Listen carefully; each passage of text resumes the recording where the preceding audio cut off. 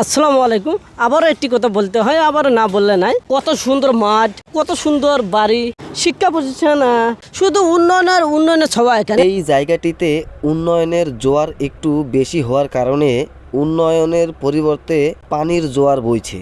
আপনারা দেখতেই পারছেন আমার পিছনে যে জায়গাটি, এটি হচ্ছে একটি সরকারি প্রাথমিক বিদ্যালয়ের মাঠ। জায়গাটি হচ্ছে দেবীগঞ্জ পৌরসভা ৪ নং ওয়ার্ড, কবরস্থানের পাশে যে প্রাথমিক বিদ্যালয়টি অনেকের পরিচিত। এই জায়গায় যে শুধু স্কুলের মাঠের সমস্যা তা নয়, এই জায়গায় আশেপাশে যত বাড়িঘর রয়েছে এগুলোর আরও বেশি সমস্যা। সামান্য একটু বৃষ্টি আসলেই এই জায়গায় পানি লেগে থাকে। পুরো মাঠে এভাবে যদি পানি লেগে থাকে তাহলে স্কুলের বাচ্চারা কোথায় খেলাধুলা করবে? ঠিক এরকম যদি কয়েকদিন থাকে তাহলে তো বাচ্চারা আর স্কুলে আসবে না, কারণ স্কুলের মাঠ যদি এরকম অপরিষ্কার ও ময়লা পানি দিয়ে ভর্তি থাকে তাহলে তো তারা খেলার জায়গা পাবে না। আর টিফিনের সময় বাচ্চারা যদি খেলার জায়গা না পায় তাহলে তো তারা স্কুলে আসতে চাইবে না।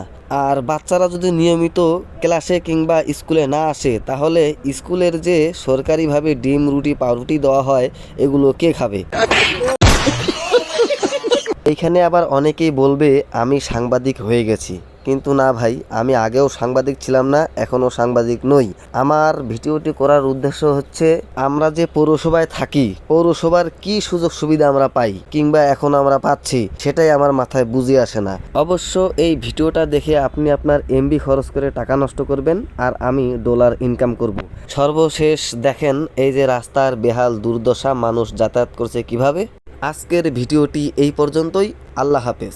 দেবীগঞ্জ পৌরসভা মানেই স্মার্ট, আধুনিক ও ডিজিটাল।